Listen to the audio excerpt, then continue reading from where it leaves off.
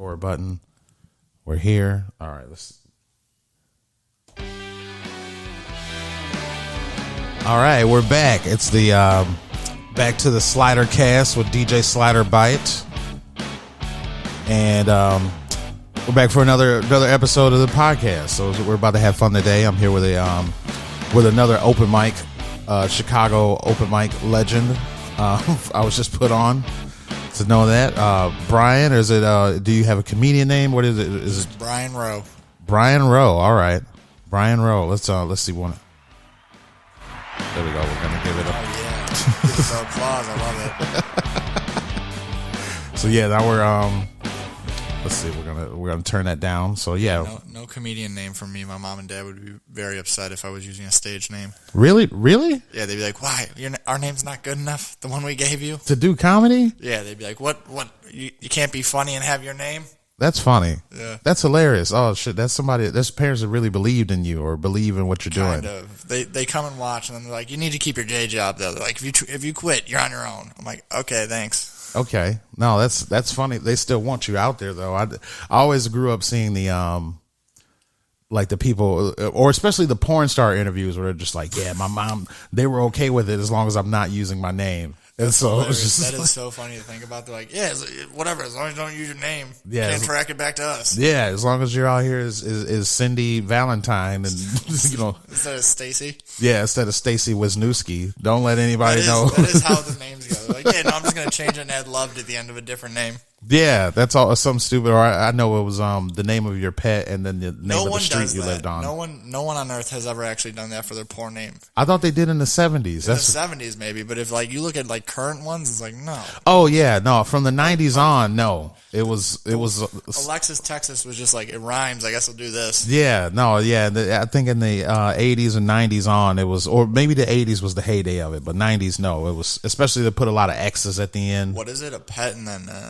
Then your stage name. Like if I had a pet, like that bear over there, I would say his name's Teddy, and then I live on Shakespeare, so I'll be Teddy Shakespeare. That's actually cool. I'm not gonna lie, dude. That's a great porn name. If you want to get into porn right now, I would fully support you going by that name. That doesn't sound bad. I sound like a sleazy ass. I'm a performer and like a producer, director. Oh yeah, you do it all. Yeah, like I'm just cheap as hell, skipping everybody on money and shit. Teddy Shakespeare sounds like a failed actor.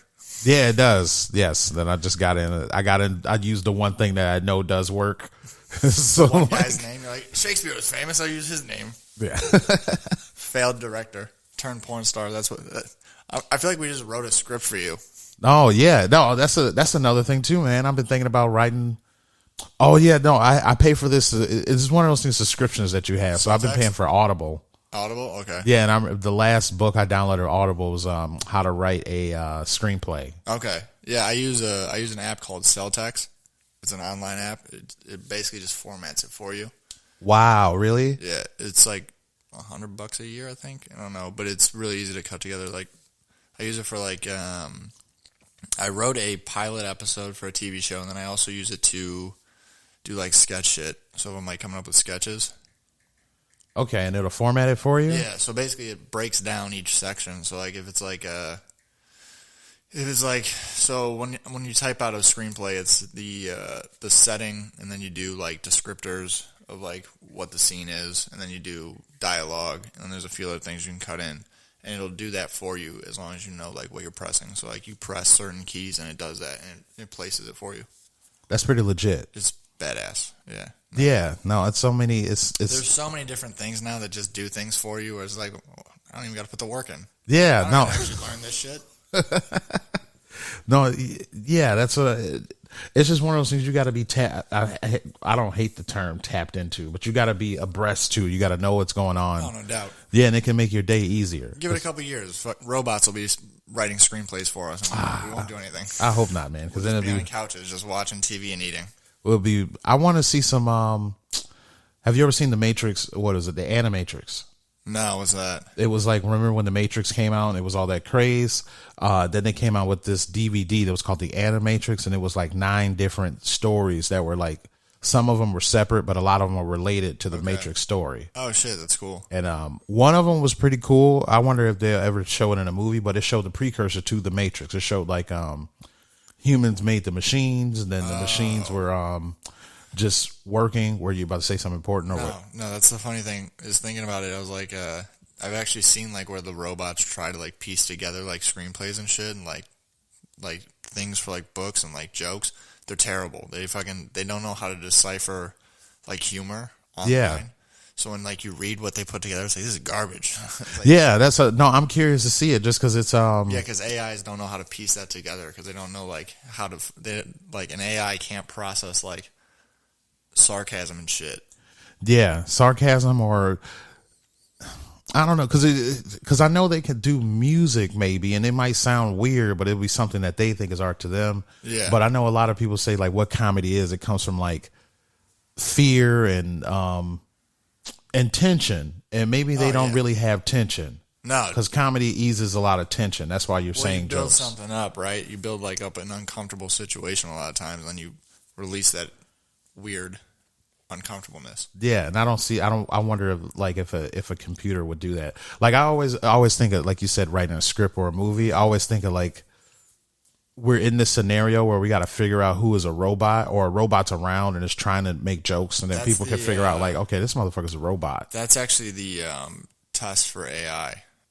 There's a term for it. I can't think of it. Have you ever seen the movie Ex Machina? Yeah, I've seen it, but I haven't. I saw it one time. I can't think of what the term is. It's a type of test that they use. It starts with an R. It's how they determine if an AI is like self-sufficient and like basically independently thinking, because like you can't decipher that it's AI. Okay, and what they tell us some jokes, or what do they? Well, no, you just can't like decipher that it's not a person. Like so, like it seems like it has emotion and like it's aware of like what's going on, and like you can't basically separate that it's not a real person. Like it's a robot. No, okay, that's what the movie's about, actually. Really? That's and it sounds like the test from Blade Runner. Okay, yeah. He did something like that in Blade Runner where he was just like, "You a robot? You a human? I can't tell." Because the girl at the beginning was just like, "You want me? I'm a model. I'm actually a machine." It was like, "Oh shit!" God. It was like, that's where we're headed, man. These sex dolls are going to get wild. Yeah, maybe we'll see. Give enough time, man. I guarantee it. Yeah, I think it's just a. Here's the thing: all human innovation has to do with us being like, I don't want to put in work to get laid. That's really all it is. Yeah, I want to be more comfortable. Yeah, it'll be curious to see, man. It's like I like when because I feel like they put a lot of the secrets in movies, and they alluded to it in one of the 007 movies. Have you seen the one with Batista? Was that the? I've seen all of them except the latest one. Yeah, I have too. I can't understand anything in them, but I've seen it. It's I remember Casino Royale the most, just because I've seen that one like 3 or 4 times. I've seen that one so many times. It's just always on TV. Oh, really? Yeah. Whenever I'm with my parents, I'm like, oh, hey, you guys still have cable? All right. Yeah, Casino Royale. Yeah, I haven't seen that in a while. It's one where Batista's the bad guy. Yeah, I know what you're talking about. And it's alluded that he's like a robot. The way he just keeps coming at him. Forward, yeah. Yeah. Spectre, I think. Okay. Yeah. No, he's got like a steel plate in his head, I think, is what it is. Yeah, it's Batista's character. Yeah.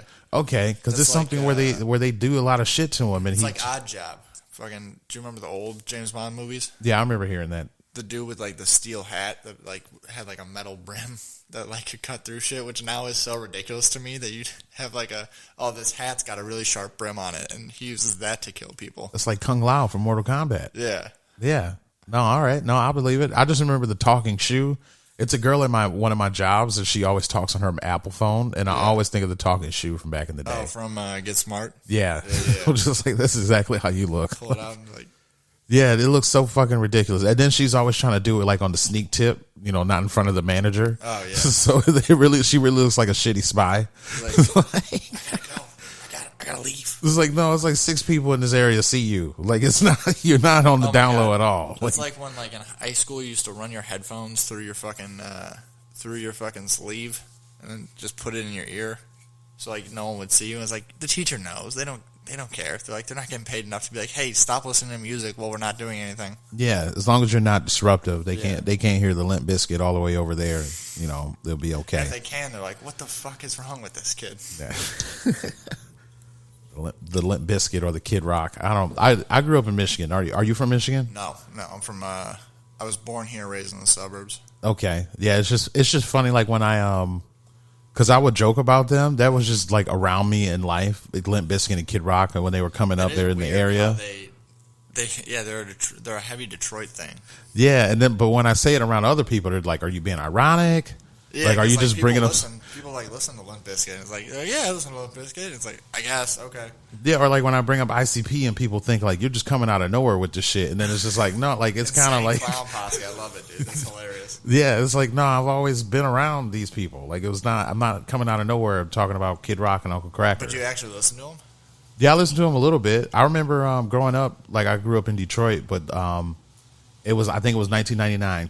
Kid Rock and Devil Without a Cause and Korn Freak on the Leash were the first. Yeah. Those were the first non-rap things I've ever bought. Really? Yeah, everything else before that was like No Limit Records and oh fuck yeah, you know, like Tupac and just like hip hop and R&B kind of stuff. The first CD I really ever talked my parents into getting was 50 Cent's "Get Rich or Die Trying." Really? Yeah, my parents are so goddamn white. I don't think they know what they bought.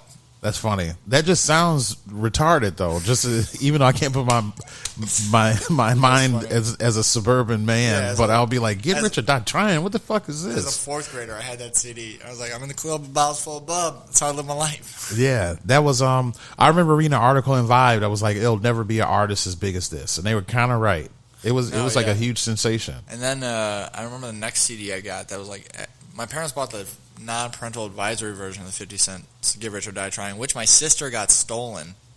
And she brought it to school one day and it got stolen. And I was like, God damn it.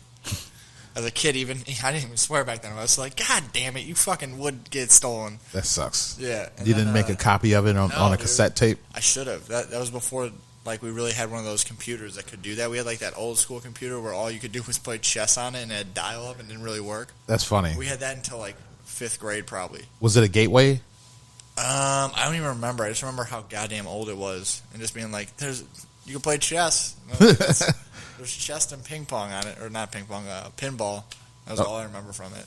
And then fucking, but yeah, the second CD I got was Jay-Z and Linkin Park mashup. Do you remember that? Yeah, I remember that. That was kind of a big deal. I love that shit. I still listen to it. I still go back and listen to it because it's so good. Okay. I was a little kid and I really thought Jay-Z was retiring. And then it was like he wasn't really retiring. He was just transitioning to commercialism. Yeah, dude. No, it's hilarious whenever like an artist is like, I'm done making music. It's like, no, you're fucking not. Shut up. Yeah, I had to learn that the hard way. I was like, damn, he's really retiring. And then it's just, this is like his farewell tour. He's just doing shit with artists that he always wanted to do. Yeah. Maybe he always wanted to work with Linkin Park. He's on fucking, I was just listening to one of old Fall Out Boy's old CDs. They're like third CD. He's on the intro. He literally just talks on the intro and then fucking benches them. Wow, really? Yeah. That's hilarious. The song is called Thriller, too. That's the name of the song. Okay. I remember Fall Out Boy they were a big deal. Yeah. Let me see. Oh, shit. Especially in Illinois, then. They're from here. Yeah, they're from here. Infinity on High is the name of the album. I was just listening to it. Okay. I might have to re-listen to that. Because the very first song is called Thriller, and it's Jay-Z introing them, and then he doesn't do anything else. He doesn't even rap on it. He just intros them. I'm like, this is such a waste of Jay-Z. That's hilarious. Then he still probably got paid for it. He got paid a shitload of money. I guarantee it. They're like, hey, Jay, will you come talk? Yeah, that's the thing. They probably couldn't pay for a rap verse. They're probably just like, how cheap can you get it? Yeah, that could have been a thing too, where it's just like, hey, it's probably $100,000 for him to rap. But just maybe for him to say a few words, it's like 15 or something, or he can do a favor for less than 20. 10,000. Yeah, it's a lot of money in the back end of music. That's where it's like I want to learn about this shit or entertainment. Oh, yeah, dude. Just being in the you can write something real fast. Record labels are shady as fuck, though. I know that from talking to people who do music. I'm like, oh, that sounds sketchy as shit. Everything record labels do, it all sounds so sketchy. Yeah, no, I think that's why you got to have your own record label, and you got to let them know. It's hard to do, man. Yeah, now I know it's hard to do, but I want to, especially with comedy, because a lot of people want to release a comedy album. Comedy, I think it's easier than music, though, because music. Here's a weird thing. So, like, all musicians want to be comedians. All comedians want to be musicians. It's like a common trope people say. Yeah. But, like, there's a big difference between music and comedy in that I can't put out one joke and blow up. Yeah. Whereas a singer or like a rapper or an artist, they can put out one song and now they're big. Yeah, and they can always sing the one song. They always do that song versus like I can't just do my one joke about fat bitches. Seinfeld and fucking like Jay Leno are the only motherfuckers I know still doing their jokes from like 10 years ago. Yeah. 20 years ago even. And it's like, all right, I guess we're seeing this still. But like they still work in new shit though. Yeah. No, that's the difference. I didn't mean to compare. I meant to compare them just when a comedian wants to release a comedy album. It's just like, how do you do that? You can do it yourself. I mean, it's most of the time not good from what I've seen. Like people who just do it themselves. A lot of times it's like, did you record this on a fucking iPhone? What are you doing, man? Yeah. And I have been learning little tricks just because, like we were talking about editing software and all that kind of stuff. And I listen to a lot of podcasts, and I heard this one comedian. He was saying that like he was like, I can watch someone's special and tell by the way it's edited if they bombed. Oh, that's hilarious! Oh my god, that's so fucking funny. And he was saying that, and then this other comedian was like, yeah, and then he was like, another trick they do in stadiums, they'll have somebody come out and then make all the people laugh. They're just like, hey man, I just want to hear you guys are great, just laugh real fast, just give me a laugh. Oh, so they got the laugh track, and they'll record that and then they'll reuse that if the show's not that great. That's wild. Yeah, no, I could see that. So it's probably like a lot of up and coming comedians not doing shit like that. Maybe not putting a laugh track in, and then on top of it, just not being funny. You can cut a laugh track in. Like I remember, I'll never forget this. When I was years ago, like before I moved to the city, I was still doing mics at the Comedy Shrine out in Aurora, and I was living with my parents. I remember this kid being like, he bombed his ass off, and like his friend recorded it, like videoed it, and he was like, yes. And I remember overhearing him be like, "We'll just add laughs into it." I was like, "What a fucking loser!" I was like, "Just get good at this, you fucking square." We'll add some laughs into it. We'll add some laughs into it. I'm like, "You fucking stink, and you should quit now if you're gonna do that." That's funny. Was that kid Tosh.0? No, that's fucking hilarious though. No, dude, I honestly don't even know who the kid was. I think someone told me they know who it was, and they said they don't do comedy anymore. I'm like, good. Damn, that's funny. They already had the little cheat codes already. They were like, they're ready to implement the cheat codes. That's that whole content fucking creator mentality that was before content even started. Really, he had that whole vibe where it's like, I gotta just get clicks. Yeah, no, I don't. And then it's a divide because it's people who really want to get on stage and do shit. You're doing that, yeah. But then you're broke as hell, and then it's the people who are not funny and just make nonsense clips, and then they're making money. It's like, I could use $3,000 a month, and I'm actually funny. I know plenty of people who've kind of just given up on comedy, and they're just doing like TikToks that have nothing to do with comedic content. And it's like, yeah, you can make money that way, but it's a decision you got to make, right? Like you got to decide, would you prefer money, or do you want to do this thing that takes a lot of time and effort, and it's a commitment, and you got to be like, all right, I'm going to do this thing and really be about it. And then, you're going to be broke for a while probably. Or maybe it just pops off, you know. It's a weird game, man. I mean, sometimes it just pops off. Sometimes it takes years. I mean, it goes up and down. That's just the game. You said you had some friends that do it, that switched. Are they making money? Or Yeah, they're making money. Oh, they are? Well, they blew up on TikTok. Okay. I'm not going to name drop them because I kind of shit on them a little bit. No, yeah. I'm not asking you to name drop. I'm just always curious about what people are doing. It's just like, yeah, people are they're watching black people take off their socks. Like, you know, I'll be interested in that. That's more of a fetish thing, I think. But yeah, if you just like, oh man, I had a hard day's work. Let me take these Fila socks off. I mean, and it's just like there's something out there for everybody on the internet, and if you can find that lane, you can make money on it. But I mean, that's a decision you got to make. That's what's so vague about the shit. It's just something I know I can do comedy because I'm really focused on doing the comedy, but it's just I want everything on the TikTok to be comedy related. I think here's the thing: if you're gonna do comedy, comes off as needs to be genuine, right? So like even if the jokes aren't like 100% true, there needs to be some genuineness to it. Like, and people naturally feel that. Like if it's like some bullshit where someone's like, that doesn't sound realistic at all, then it doesn't really connect to them. So you need to be able to connect to people, I feel like, within comedy. But like if you're just talking into your camera, you could do clips like that and then just like be like, you could spew out bullshit information that's not real, and fucking people will listen to it and be like, oh, I like that, and they won't fucking go look it up at all, and they won't research it, because people don't research anything. You say anything on the internet, and people are just like, okay, and just give it a like. And you can do that, but then it's not genuine, and like there's a cost to yourself, I think, in doing that. I mean, it's really a balance on what you want to do. I'm going to find the quickest way. The quickest way for me to quit one of my jobs. I'm working 2 jobs. Okay. Just me to quit one. I respect that, though. Yeah, that's all. Like, I don't know. I know it's a lot of money out there to be made on the internet. There is. But you start selling your socks if you wanted to. No. And then my thing though, it's because I'm always torn, because you hear the people who are famous talk about how the internet people can get a crowd, and then shows people want to book them, and then they get booked, and then they get booked for 20 minutes, and they can't do 20 minutes. Fuck, dude. I've seen people who get booked for an hour that probably can't do 5. Yeah, see stuff like, and that's scary. That's just like, well, that's the thing, dude. I don't balance, right? So like, you can do the internet thing, right? But here's the way it works out. Kind of, you have to have the time to, because it takes a lot of these motherfuckers are putting so much time into it, right? But then in order to get good at comedy, you got to put the time into that too. So you can make fucking videos every day of the week and spend all your time doing that, but you got to sacrifice the comedy, so now your comedy is not building. So it's a split and give and take. And I mean, if you want to have fucking 60,000, 70,000 followers and be like, oh, I got this many followers, there's a chance you're not going to be that good at comedy. Yeah, see, I want to be good at comedy. Yeah, so I mean, that's my thing. I want to be able to be able to get booked throughout my life. I know there are some people who are traveling comedians, and they make really good money, well over 300,000. Yeah, if you headline, you can make fucking $1,000 a fucking weekend, no problem. Yeah, that's a low level headliner. Like, yeah, that's very low from what I've been hearing. So like a normal headliner probably makes like 5, right? So that's like a decision though that you have to make, is like, if you want to get really good at comedy, then you can do that and fucking do it for a long time, and there's a longevity to it. But you have to be aware that's a sacrifice now for later. Yeah, it's a particular comedian I listen to. His name's Corey Holcomb. I would say he's more of an inspiration, because I just like what he does with just the consistency of his podcast. But he's in the same boat. You can tell where he's a headliner. He gets paid. He gets about that price, maybe a little bit more.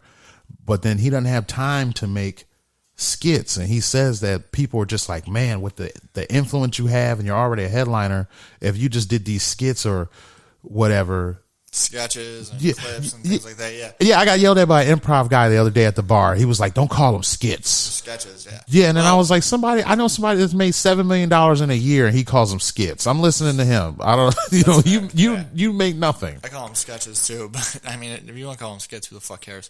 I do find it ridiculous when people call stand-up skits. I'm like, it's not. Stand-up's way different. Jokes. It's not skits. Yeah. But skits is just a shitty name, I think. Yeah, skits is a funny name, and I get where the person's coming from. Like stand-up, you're going up there saying something, but you got to form. It's an art form. The way you say it, it's got to come off correct. Yeah, I try not to get into the improv bashing, maybe because I just haven't met enough improvers. No, okay. I've met enough improvers, and some of them are weird. But a lot of them are cool, but some of them are just like you're too pretentious. The joke I always say is, really good improv is just acting. It's just acting. Yeah, because you already have it planned out. Because like the whole point of improv is that it's improvised, it's random, right? But if it's really good, it feels like you kind of just already had that planned. Yeah. And I mean, I guess that's the point, is like, if you're really good, it should feel like you already have it planned. But a lot of times I feel like a lot of motherfuckers just go out there and like, I'm going to find a way to work this in and just make it so someone talks about this. And it's like, well, now you're just acting. Yeah. Then you're doing too much. I don't know. Or maybe, just because I'm always influenced by other comedians I admire's opinion. And it's just comedian Godfrey is always making fun of improv people. Godfrey, I like his analogy. He says we're all comedy. We all do comedy, but the comedians are brain surgeons and the improv people are in the mailroom. That's hilarious. So it's just like, we're all doing comedy, but it's just, you can't talk to me any kind of way. You're in the mailroom. Yeah, no, I get what he's saying. That's fucking hilarious. You can't, because the mentality of doing stand-up is way different. Because you have to, like, it's so thought out. It's like a thoughtful thing. It's like a intellectual thing. Versus improv is like, here's a bunch of dildos, and now they're balloons. Yeah. There's like, oh, let's move over here. Here's the second one. We're all in a rowboat. Row. It's just. Yeah, it's I don't know. It's funny. It's not bad, but I just don't. I don't know. I don't see a way you can turn improv into and you don't want to boil it down to money, but how can you? It's acting. You turn it into acting, right? So like Farley, Carell, who else? All those guys did improv. Chris Farley, Steve Carell, Ed Helms, all those guys were like improv guys. And what you do is you just turn it into comedy acting. Yeah. Or you get on a sketch show. I like Chris Farley. I want to do more research on him. And you said someone. That's why I need to start. That's why I got this to take notes, because you said someone earlier. You watched someone earlier. Oh no, you talked about people doing their same set for like 10 years. Oh yeah, Seinfeld and fucking Leno. Yeah, some of those guys. When I really like Rodney Dangerfield. Oh, I loved Rodney. But yeah, that was like the same kind of thing too. Yeah, just doing this, and that was before the internet times. But it was like you saw him. I googled like a David Letterman set, and then it was like 10 years later on another show he was doing the same set. Here's the thing about that though, is I'm always like, no one wants to see you do the same shit. But people have so much going on in their lives. A lot of times they don't fucking remember. Yeah, like I'm so obsessed with comedy, I fucking remember every joke I hear. So I'm like, I've heard this before. But if like if like a comedian really makes me fucking laugh really hard, I forget whatever the fuck they were talking about. So when I go and watch a special, I'm like, oh, did I hear this before? I'm like, I feel like I heard this before, and it's not as funny, but it's still funny. But like if I see something that's like super funny, I'll forget the joke completely because I was laughing so hard my brain couldn't even fucking record it. Yeah. Okay. Yeah, that's See, I haven't heard any stand up like that in a while. I've been trying to watch funny movies. I try to, because it's different when you do. I love funny movies, dude. I literally just looked up before I drove over here. I don't know why it popped in my head, but the scene from The Other Guys. Okay, I remember that with Will Ferrell and Mark Wahlberg. Yeah, the scene where he's sitting with his wife, and she's like, "I'm pregnant," and he's like, "Whose baby is that?" He's like, "Who put that baby in you? Gators bitches better be wearing jimmies." That's what. I don't know why I thought of that, but I just looked it up. I'm like, this is such a goddamn funny scene. I would love to do this to someone. That one was funny. If I ever have a kid, I'm doing that. I'm doing that before when the one walks in and tells me, I'm fully fucking committing to just doing that joke, and then they better just be on board with it. That's funny. Whose baby is that? I love that conceptually. Yeah, I liked Will Ferrell's run. It was a lot of. I want to look into it now, but I was kind of an adult when it was out, and it was funny. The best gag of that movie to me was when they were at the funeral and they were fighting and they were whispering.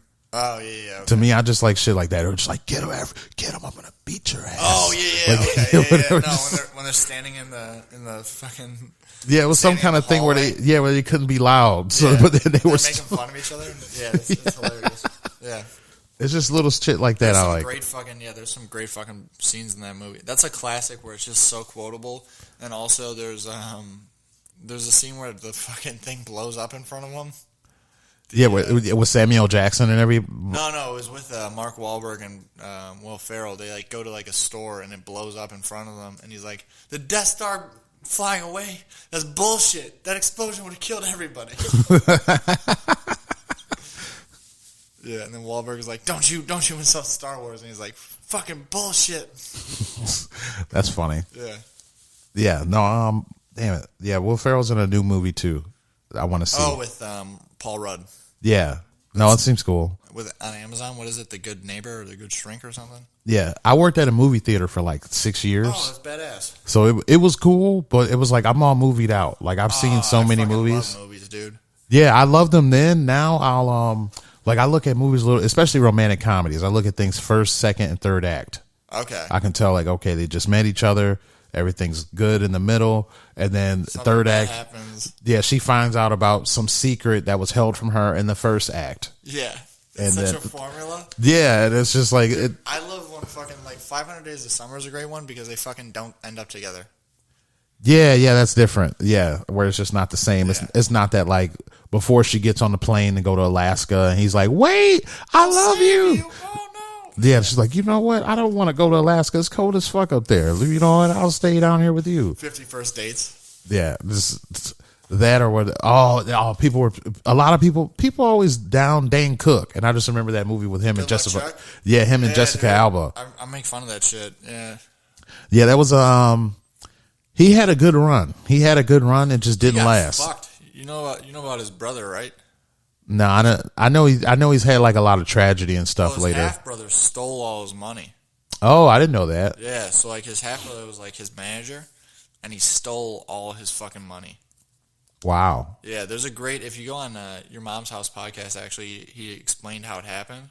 Okay. And like there's a whole clip. He could definitely explain it better than I would. But basically, the dude was like siphoning off his money without him knowing, and then like stringing him along, and then fucking just he woke up one day and was like, "Oh fuck, I don't have any money."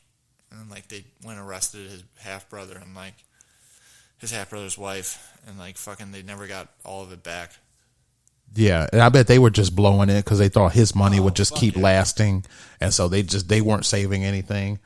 That's shitty. I want to listen to that because I like Dane Cook. I like him too, man. Dane Cook's one of the reasons I do stand up, man.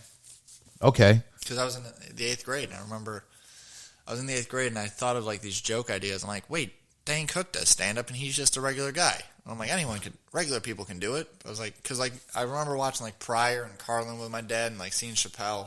I mean, like, oh, these guys are like fucking, they exist on a different plane. Yeah. And Dane Cook was like, oh, he's just a guy. It's like just a dude who tells jokes. I'm like, oh, you just be a dude who tells jokes? Yeah. No, I like Dane, and I like I listen to a lot of Patrice O'Neal. I love Patrice. And when he was on that show, he was on the Opie and Andy show or whatever. Opie and Anthony, yeah. But he used to be him and Jim Norton, and Dane Cook. They used to all hang out together. And Bill Burr. Yeah, and Bill Burr. And then like one time Dane Cook called into the show, and you can tell like, oh, that was the first time I ever heard like, oh, these guys are real friends. I didn't know they were friends like that. Yeah, and they were just an act. Yeah, they were just like, oh shit, look, it's Mr. Hollywood calling here. Ooh. I love hearing full-grown comedians who are like headliners shit on other headliners. It's so goddamn funny to be like, oh, this is forever. You're gonna do this. You're just gonna make fun of your friends no matter what. Yeah, it was fun, but you can tell it was like he felt embarrassed about it. There's a clip of Segura and his wife, and they're talking, and they're talking about like coffee orders. And he's like, I need you to get it with light cream. And she goes, oh, Mr. Netflix doesn't need too much cream. I'm like, that's hilarious. They're married, and she's making fun of him for being successful. That's funny. Yeah, because you can tell that the shit rubs off on her. Oh yeah, it never goes away. The thing of, oh, you think you're better than me? No, it was funny, man. But it was just like, oh, these guys are really friends and shit, and you know, yeah, and and then they were just like, oh, you act like you're better than us. That's funny because it fucking doesn't that doesn't work in like a normal job setting. Yeah, not really. When it's just like, oh shit, Brian. Oh, now you're on the second floor. Oh, it's like, all right, cool, man. I don't give a fuck. Yeah, you forgot about all of us project managers down here. Yeah, you know, honestly, probably would. There's certain people who'd be like, oh, Mister. There are people like that, and they're always good people, though. Yeah, sometimes people kind of do it too much. It sucks at my job. It was one kid that got promoted, and then I think he recently got fired. And he was a dish, you know, they always do in restaurants, they'll do the promote you from the dishwasher to you're flipping burgers and you're in the kitchen and shit. And then you could be a sous chef one day. Yeah. And they promoted him. And then before I could even start like pouring it on, like, yeah, man, they promoted you and shit. Then I saw him over at certain tables they'll sit you at when somebody's getting fired. And I'm like, oh shit. Yeah. I'm like, you go take that's hilarious, man. Yeah. It's like one table where if it's out in the open, it's just like a, hey, I'm just telling you about this, or you know, like giving you some insight. But then if it's like the table like towards the back and shit, it's just like, you know, yeah, it's like somebody's getting fired back there. They're getting a stern talking to. They gave you the shit table, and they're like, "Yep, deal with those people because you're fucking done." Yeah, and it's just like you can tell when the chef was talking to him back there, it was like, "Oh man, he's getting fired." And I heard him talking about something, and I was like, "Oh man." I've been fired one time, and I'd love to go back and watch that again and see how that played out. Really? No, you got to be fired multiple times before you really get the hang of it. Yeah. Yeah. I just remember I hated the job and wanted to get fired anyways, and I was like, oh no, is there something I can do? And I was like, he's like, nope. I'm like, good. All right, I'll see you later, man. That's funny. Yeah. So you have you always lived at home? No, I don't live at home now. I mean then though, were you always? I wasn't even at home then. I was on my own. Okay. I lived at home until I was 18. Then I went to Purdue, and I was living at college and coming home like holidays and summers and shit. And then I was home for 6 months after I graduated. So what was I? Right when I turned 23, I moved out of the house. Okay. I don't know why I asked that. Like, I'm somebody that's been out on the street for a long time. I've just always had multiple. Grinding, son. Yeah. I don't know. I've always had multiple jobs. And then it was just like, when one is getting annoying, I'll look for another job. And then I'll be able to jump ship, right? Like, oh shit. Well, I would rather be unemployed and look for a job. Because, like, that's like a full-time thing to fucking find a job with, like, benefits and shit. Yeah. See, no, you were always the benefits guy then. I don't know. I was always just. I always had jobs to keep me busy. Then I was working at Target and the movie theater at the same time. Okay. So then when I got fired from Target. Target was the worst job I've ever had. Really? Why? Yeah, to me, just because I worked there midnights and then I worked. Oh, fuck. But no, I worked midnights for a year and then I switched to dayside. Okay. And so this was during the economic downturn or whatever. In 08. Yeah, so it was I saw that they were cutting positions at nighttime and putting them on the daytime shift. Oh. And not bringing new people, and then they would just give it a goofy ass name. Okay. They would be like, "This is flow team support," and I'm just like, "No, nigga, this is no team support. This is stuff that we used to do at 2 a.m." And it's just like now you're it's just making me do it during the day. Yes, For less money. Yes, Okay. it was like I saw my exact same job in the daytime, less money. That's so fucked up. Oh my god. Yeah, and it was like because at nighttime you would they would have a whole staff works of people taking things off of the truck and then organizing it in the store, making it look great, facing it, and then we would leave. We would always be there from 10 to like 6. 10 to 6, around 6 you got to hurry up and clean up because it's always old people trying to come in and walk around, or like 8 o'clock. Love being at stores in the morning because they don't have fucking anything else going on. Yeah, and then they're gonna walk around or ask for shit, and then I just saw that during the daytime they were switching it up, and then they had you doing that shit in the daytime on top of you have to talk to people. Yeah, because this way now they have double the staff to fucking deal with the people, but also the power and shit. They don't have to keep it on at night now. Yeah, but to me, it was just bad for business. It was bad for business, and it was bad on people who knew. I just kind of saw in business, that's kind of why you have to have a rotating door, and you probably not that mad when you lose an employee that's been there for 5 years, because you can see like, oh, we're making cuts and jobs, shit. Dude, is like I never take jobs too seriously because like they'll fire you tomorrow and find someone new the next day. They don't give a fuck. Yeah, and it's like, okay, yeah, there's certain companies where it's like, okay, yeah, they care a little bit. Like, oh yeah, my company takes us out to outings and shit. Yeah, they do that so you won't quit. Yeah, I will say I'm trying to find a way. It's a different level of respect. We know like we can't really just treat you like a piece of shit. Where some companies are like, y'all are pieces of shit. Yeah, no, definitely. There's like some companies are like, all right, we have some respect for people, but like the whole like thing where they like, and some companies that are family based and they fucking are like, oh, we care about you guys. Okay, to a degree, but at some point it's like, all right, we'll let you go. We don't really care. We're not really that attached. Yeah. Unless it's like your actual family, then it's kind of hard. Yeah. No, at that point, don't fuck around with that. You don't want to mix fucking family with business. It's a nightmare. No, you absolutely don't, unless you're really trying to uplift somebody. But I was going to say, as far as it's not the worst job like they were beating me or anything like that, because God forbid Target wants to sponsor. Would be fucking wild if they were. They could sponsor this podcast one day. They could. So we're but also, if you want to start beating people, Target, we'd all look the other way because that'd be hilarious. No, I mean maybe, but it's if Target turned their employees into targets, oh shit. Yeah, that's funny. They need Target. They need to see like the percentage of people who quit there and can't wear red and khaki anymore.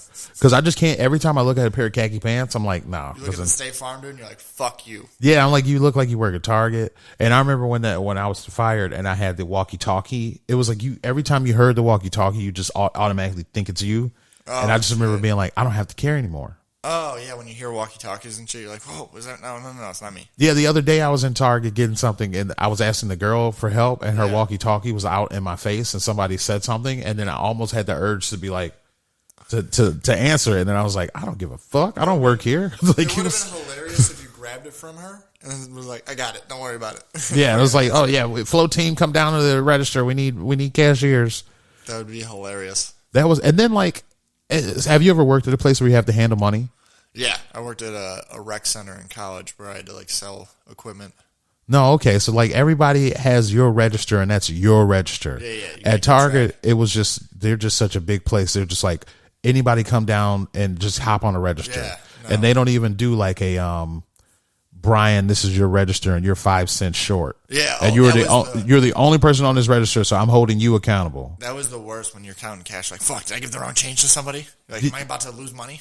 Yeah, like at Target, I feel like they just have a number where it's like, as long as it's not $20 short, we're not going to say anything, because it was four different people using this register today. Yeah, no, definitely. And then also, they don't give a shit. Like, dude, I find it hilarious when people are like, oh, that person's stealing, stop them. It's like, who the fuck cares? Let them take that one fucking $20 item that is actually worth 15 cents. No, I saw them do this to this one. He was like I wouldn't say he was cool. He was okay, but he just seemed very out of place to work in electronics. Oh, okay. He was just like a very flamboyant kind of hipster gay dude, and he was in electronics. And he was cool. He was there. He knew a lot about the Nintendo Wiis and stuff, but that was about it. That's and hilarious. Then eventually he got let go, and then they were like, yeah, he was stealing. Oh, but shit.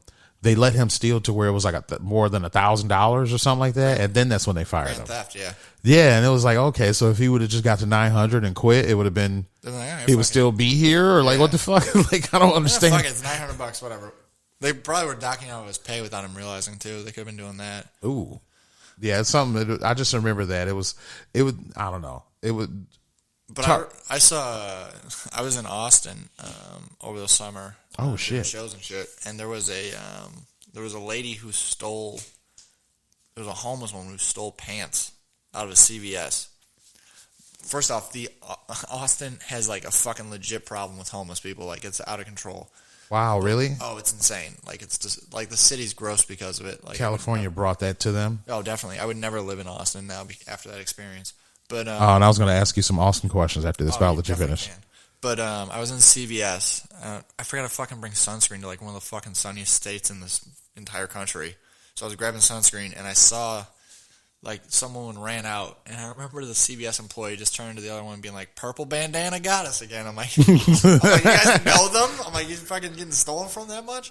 And I walked out, and this fucking lady is butt-ass naked, changing into these pants she stole right in front of the store. Like, fucking, not like right in front of it, but like a few steps down the sidewalk, like behind a little barrier. Yeah. And one of the employees walked out and like ran over, like, "Hey," I'm like, "just let it go, man. They're not paying you enough to give a shit about these pants." Yeah. With this naked homeless woman. You're not trying to fight a naked homeless woman right now for some goddamn pants. That's insane. Yeah. And I didn't think you don't think of that when you think of Austin, Texas. You don't until you go there. Okay. I also didn't realize how many college kids there were there. It's a lot of college kids. So like there's like the area where all the stand-up clubs are is so fucking disgusting because like all homeless people and college kids, and it's just fucking swamped with like people fucking like drinking and drunk and like high and spilling shit and fucking garbage. So like, there's that. But then there's some nicer areas. I didn't really get to explore it that much because I was kind of in one area. Yeah, so they do got great barbecue though. I'll give them that. No, okay. That's another thing too. I just saw this because people in Chicago swear Chicago has the best food ever. We do. Not barbecue, but everything else. He was just like, Texas food sucks. The only thing they have is brisket, and that gets old. And I'm just like, what makes our food? Barbecue, they got good Tex-Mex, but like Chicago, like Mexican food in Chicago is fucking amazing. I don't care what anybody says.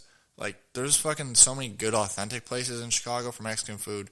Then we got pizza, hot dogs, fucking burgers, brats, fucking. But they don't have Mexican down there. They don't have tacos down there. Yeah, they do. They have Tex-Mex, where it's like a mix of like Texas. It's like Texas style Mexican food. It's pretty good. Okay, I mean, it's a little different, but they definitely have authentic Mexican food down there too. You just have to find it. All right. I feel like I always thought when people say that, like, do they have any falafels and stuff? You get any?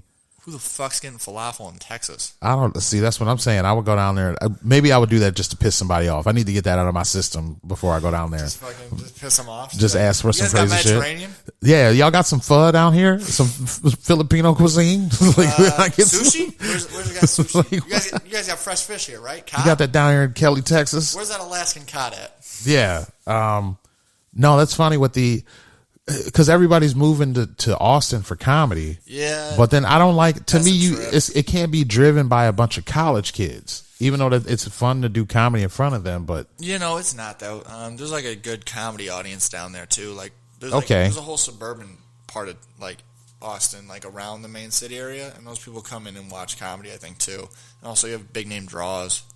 Yeah. All right. Yeah, because it's something that I've honestly thought about moving down there. I thought about it, and then I went there, and I was like, nope, not happening. I love Chicago too much. Okay. Yeah, I don't. I like Chicago. It's just it's too many weirdos up here for me now. It's the mentality is. There's way more down in Austin. Okay. See, that's I got to test it out. Maybe I'll go find down there, do a little trip, and find out some things. That's what I'm planning on doing. It's just frustrating saving up money to do it, but I definitely want to go down to just to see which city in Texas I would be in. Now that I'm hearing this about Austin, because Austin seemed like the comedy city. I'll say this, no disrespect to any Austin comics. The best comics that I saw in Texas were all from outside of Texas. Okay. Outside of Austin. There's some great comics in Houston. Like, I've done Houston a bunch, and there's some really great comics in Houston, too. No, okay. But, like, the best comics, like, there's a few Austin comics where I'm like, oh, you live here? And they're like, yeah. I'm like, you're good. But, like, most of them, like, most of the comics I saw, I'm like, damn, this motherfucker's funny. I'm like, where are you from? And they're like, oh, I live in this other state, and I'm just in town visiting because this is the place to be, apparently. And they're like, the majority of it was like, oh, these motherfuckers aren't from here or aren't living here. Can you tell it, because we talked about stage time. Do you feel like they just don't have a lot of open mics for stage time? No, they do. I think it's the mentality. They don't have the same mentality that you need to have, like, where I think they're kind of bold in this concept with the bigger name comics being down there where they're like, oh, they all say absurd shit. And it's like, no. No, they don't. No, they work out jokes, and you're just saying fucking the most aggressive shit you can think of. Yeah. There's a big gap there. Like, I remember doing that, like, when I started, like, my first year writing. I was like, oh, yeah, you just say wild shit. But no. There's a fucking, you can do that, but you have to be good. You have to know what the fuck you're doing. Yeah, you got to know how to moonwalk out of it and everything. Exactly. You can't just...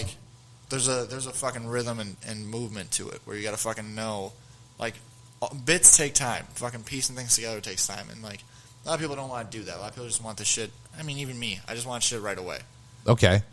So no, you would go to Austin or Houston as far as like to a place, because my thing is I would go to a place where I can live and make money, and then practice comedy. Houston's dope. I like Houston.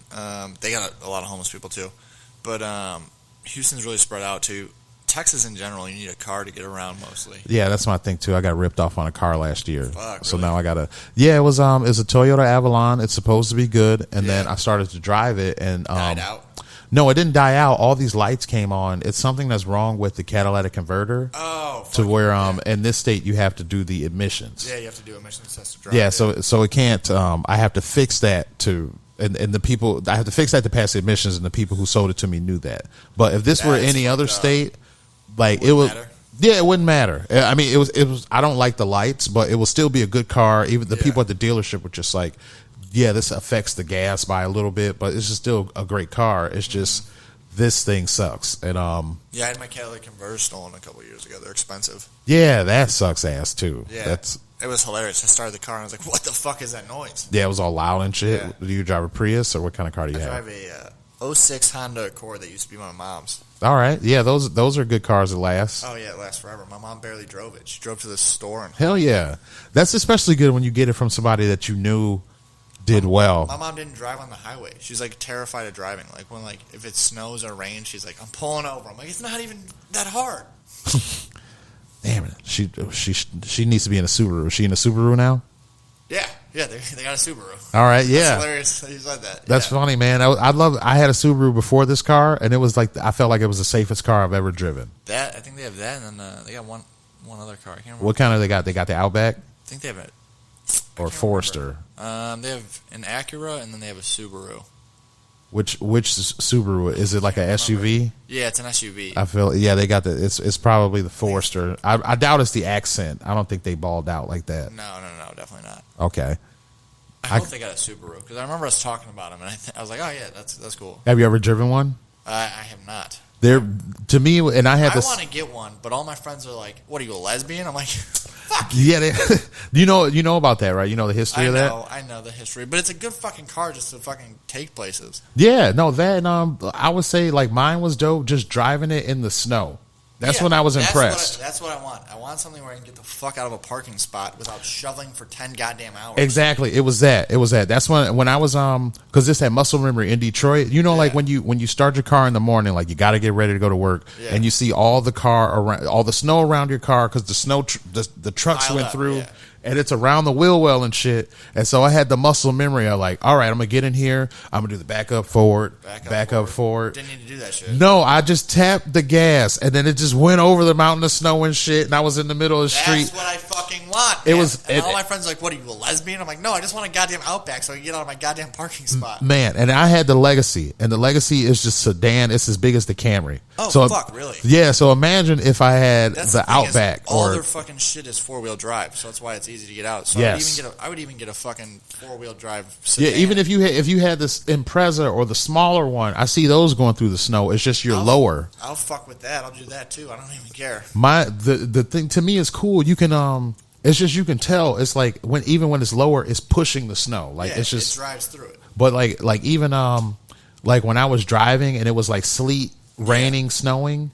And you can tell when the car is slipping, like when you're in a 2-wheel car. Oh, that shit slides. Yeah, you can feel like the back end kind of go crazy.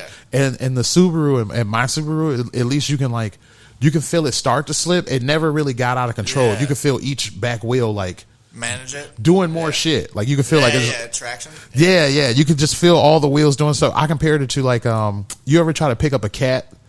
Okay, and then sometimes when the cat will just all his like he don't want to go. Yeah, he just drops all the legs. Yeah, that's how the Subaru felt. It felt like all the legs were just dropped, and it was just like it might be fucking up for only for like a half a second. Yeah, where like any other 2-wheel drive car is you spin out of control. I've slid a few cars in my life just fucking around where I'm like, oh, let's fucking take this turn fast. And I'm just like, well, that's a little too much. Yeah, no, it was you really had to go out of your way to try to slip in the Subaru. Yeah, that's badass. Yeah, and I didn't even want to slip because I felt like it would be bad. Be a disaster if you did, yeah. Yeah, because all 4 wheels are trying to do something. Because I feel like you will flip or some shit like that. Yeah, all-wheel drive, yeah, definitely, yeah. Yeah, you can. It was to me, it was awesome. I was highly impressed, and then it was just I lost a job that I couldn't afford to know anymore. Fuck. Yeah, but it's something that I always I look back. It was like my next car. I got to get it. I got to get another one. Yeah, dude, I might have to get one now. Fuck. Yeah, they're nice. The only thing about them, they're not. You do kind of gotta jazz them up if you care about the niceness of it. Okay, I see what you're saying. Yeah. Yeah, like it was like mine was kind of cool because it was like the top of the line one because it had the tier. Yeah, I just want the leather seats and then like my I don't like leather seats. I was just talking with my friend about this. They're always fucking cold in the winter and they're always uncomfortably hot in the summer. Really? See, no, I agree with you on that. I can't fight that. But you said you don't really smoke, so no, I don't. Yeah, sometimes I smoke and it's just like that. Those cloth seats are unforgiving with any kind of smell. Oh, I see what you're saying. It soaks it up. Okay. Yeah, just smells and shit. Like when I was doing I did Uber and Lyft for a moment, and then I did it in a like a Nissan Sentra. And this one guy, it sucked because it was like usually if I'm smoking the weed, then I get it. But this guy was smoking a cigarette before he got in my car. Oh, and it fucking picked the scent up? Yeah, and it was like one of those things like I totally it wasn't even me. It was like, it's not me. And you fucking couldn't get rid of the smell. Oh, man, that'd be rough. Yeah, and it was shitty because it was totally him. And then he was like trying to be polite. Like, I'm going to smoke before I get in. Yeah. Then he hops right in, but it's still on him. Yeah. And then it's just still in the back seat. Yeah, and just fucking, then you gotta just drive around smelling that shit. Yeah, I had a passenger right after him, and then you can tell they were just like, oh, yo, like, she just fucking drop an ashtray in here? Yeah, she was just like, oh, no, it smells bad back here. And I was just like, okay, that was the last guy. I apologize. Sorry about that. It wasn't me. It's like, no, not cigarettes, farts. It's like, oh, yeah, that was definitely the last guy, too. Yeah, it was all that. That was him. All that shit. No, it's, no, that's funny. So it's, I just wrote Austin comedy. So Austin comedy. So you wouldn't do Dallas? How do you feel about Dallas and Austin? I've been to Dallas. I'd have to go check it out. All right. How do you feel about Florida? I don't know. I haven't been to Florida in a while. I've never done comedy down there. It'd be interesting. I've heard Miami's a fucking shit show to do comedy in because like it's just a party city. I mean, any party city is kind of rough to do comedy in. Okay. But that'd be interesting. And then I'm trying to think what other places in Miami. There's Miami. There's Fort Lauderdale. I guess you could hit. Yeah, I mean, those are all in the same area. Yeah. And then I know it's Orlando, Tampa. And then I was talking to someone who's a native of Florida. They were telling me about Gainesville. And where the college is, yeah. Yeah, and then to me, Gainesville sounded like Austin. Yeah, it's college. Yeah, definitely. It's a college town, but I guess I didn't know that it's a lot of bands there. To me, I look at that too. It's room for comedy if there's a lot of bands. Yeah, no, I can see that. Because then that means people are performing and care about the arts. Yeah, okay. Yeah, so I guess that's a lot. That's what's going on there. He talked more favorably about Tampa Bay than Miami area. Tampa would be cool now with Tom Brady there. Yeah. I'm hearing that a lot of people are moving to Tampa, and But the one thing that always fascinates me, Disney World is in Orlando. Yeah. It's a lot of parents there. It's a lot of people who need like non-family entertainment. Oh, okay. That's interesting. You know what I mean? Like, you ever thought about it? Like, they're with the kids all fucking day, and then if they're just like, it's a comedy show out here, they're like, all right, y'all go to sleep. You guys sleep. I'm gonna listen to these dick jokes. Yeah, because then tomorrow I gotta fucking take pictures of you with Minnie Mouse all day. You know what I mean? Yeah, no, that's interesting. Yeah, it was something that maybe I gotta go down there and get my heart broken to see. It was like, oh, it's nothing like that at all. But it's That'd be hilarious to go down there and be like, this is terrible. yeah, and then people are always like, I told you so. But I've heard more favorable things about Texas than Florida.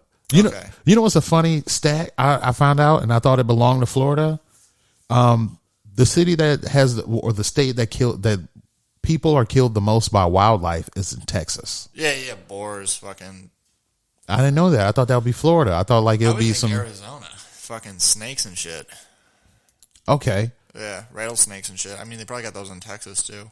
Yeah, it was just, you always hear about alligators and mosquitoes and all that kind of shit. Yeah. Yeah, I guess. Well, Texas definitely has a boar problem. They got like wild boars and shit. I did not know. I've heard somebody just talk about killing wild boar, and I was like, all right, that's a thing. Yeah, no, that's the thing. And then I'm trying to think, what other wildlife? I mean, coyotes. They got a shitload of coyotes, pumas, fucking things like that. Really, in Texas? Like in the mountainous areas, probably. Yeah. Okay. Yeah. No, all right. That's It's a big fucking state. They got a lot of different areas in Texas. No, I know it is. Yeah, it's very yeah, and then like I've been listening to a lot of rap interviews. Like, do you remember Master P? We talked about Master P earlier. They were just talking about like how big of a, like, some people want to be major, and they feel like if they haven't, they got to like be all over the world. And he was this one of his artists was just talking about how like Master P was like, if you just do this independently, he was like, you can go gold in Texas alone. Yeah. Oh, because there's so many people. Yeah. I never thought about it like that. It was like all my year, I'm almost 40, and then I was like, damn, really? Yeah, Texas is fucking huge, man. Texas, and you ever heard of Luke and Two Live Crew? Yeah, like Luke was Campbell. Yeah, fuck yeah, I know Luke Campbell. Yeah, he was one of those people too. He was like, you can go with gold in Florida alone. Yeah, dude, fucking Miami. They were going crazy in Miami, dude. The U. I didn't even. I never thought about like you could literally sell like almost pop that pussy, pop that shit, dude. That blew up in Miami, and then it expanded outwards. If you can blow up in one market, you can expand outwards. Yeah, no, that's the thing. I'm noticing that too. Oh, I was gonna say it's hard trying to look at the. It seems like New York is at the top. Chicago is a very solid second for comedy.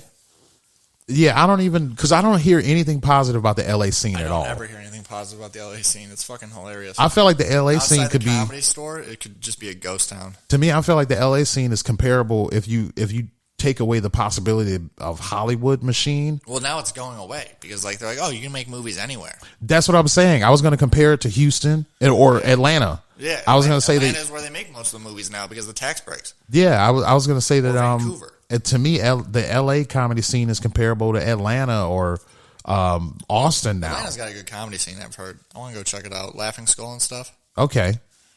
All right. Yeah, it was because then it was just how you like earlier. It's good to get out of like these large metropolitan areas too, though. Like Chicago, like get to like fucking some rural shit, some fucking outside shit where like they'll laugh at fucking like your most aggressive stuff, because like you can say some shit here and people are like, I don't know if we could laugh at that. Yeah. You go to like somewhere else and like, oh, we could laugh at that. That's fucking wild. Yeah, no, it makes you diversify your shit, but then they're not laughing at like, oh, I was on the train with some crackheads and they did blah blah blah. Well, if you do it right, they will. Yeah, they will, but you know, a lot of them can't. A lot of them can't relate. Yeah, they can't relate to any kind of train like stuff. And what are those? Yeah, you're on a train. What does that mean? It was like, yeah, I ride the train every day, and you don't know what you're going to come into. Yeah, it's just like definitely.